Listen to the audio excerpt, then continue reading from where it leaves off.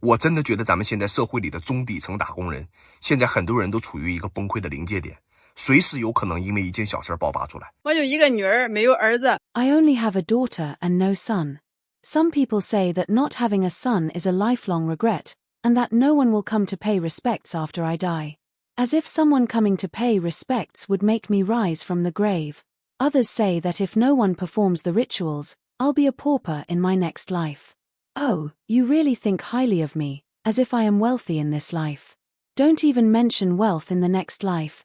This life has been hard enough. If there is a next life, I wouldn't want to come to this world again, it's too exhausting. If I can make it through this life, taking care of my parents and my child, I should applaud myself. Besides, why would I care about wealth after I die? As long as I can raise my child well while I'm alive, whether it's a boy or a girl, as long as they're filial, that's enough. If my child doesn't mind my poverty, I would already be deeply grateful. I have watched this video many times, and its content is both real and heartbreaking. It perfectly captures the reality of ordinary people's lives today. It's not just the person in the video, many people feel that life has become too difficult. High housing prices, enormous betrothal gifts, the cost of children's education, and high medical expenses are overwhelming. Any one of these can exhaust a person's entire life energy.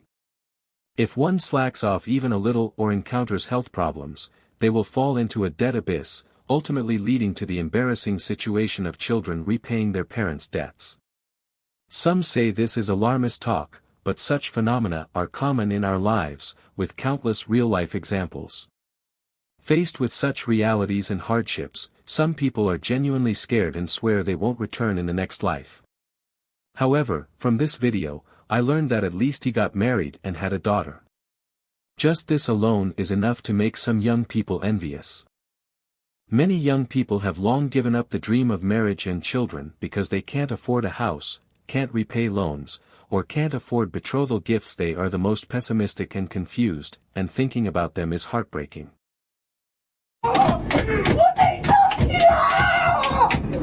On June 16, 2024, on line 1 of the Shenyang Metro in Liaoning Province, a young man and an older woman argued over a seat issue. The man suddenly lost his temper and shouted, "I leave early and return late every day. I have to earn money and support my family. You all bully me." Some netizens commented that honestly, nowadays, young people in China need to sit down and rest more than the elderly. Since early 2024, there has been a new development in the Sanhe de Shen phenomenon in Longhua, Shenzhen, with an increase in homeless female de Shen. Many of them are recent college graduates who have exhausted their savings and are unable to find work, thus forced to temporarily stay on the streets.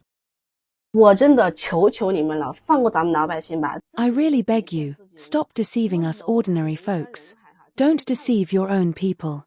Talking about how housing developments are overcrowded, today I saw a piece of news saying that after the new real estate policies were introduced, property sales weren't as bustling as rumored. Think about it, a few years ago this phenomenon wouldn't have been surprising, but now, especially in our city where my friends live and work, it seems rather odd.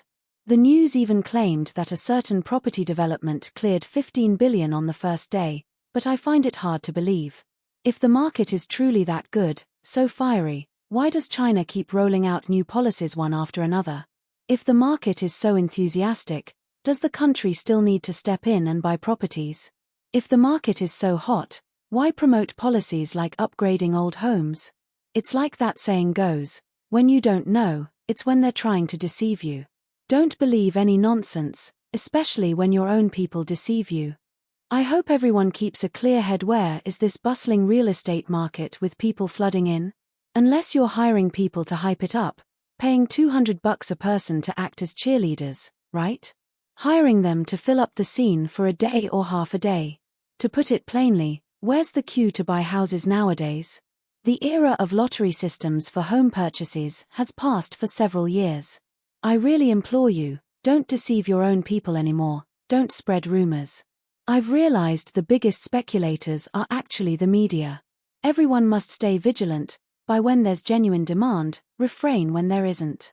Just observe, right? Don't blindly follow the trend to buy houses, otherwise, in the end, it's you who will suffer the consequences, and you'll have to bear all of them yourself. Don't throw stones at your own feet. Where has China's wealth gone?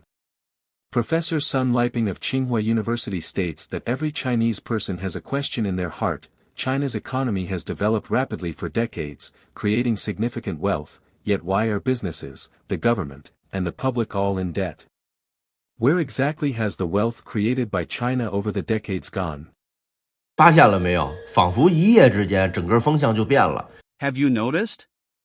It seems like overnight, the whole social atmosphere has changed, and the public has awakened.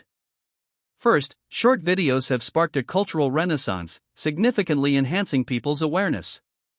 People are becoming more opinionated. In the past, we believed whatever experts said, but now, whenever an expert makes an odd remark, the comments section is filled with sarcasm, suggesting that experts should stop giving advice. Second, no matter how much you promote, houses are not selling. Real estate agents who were everywhere before have now gone silent. Who would dare to call themselves a property speculator now? Along with market changes, China's brainless stockholders are also dwindling. In the past, there were scammers everywhere because there were too many naive investors eager to be deceived. Nowadays, to start a project, package a persona, rent a luxury car and house, and you could attract a lot of attention and empty people's pockets.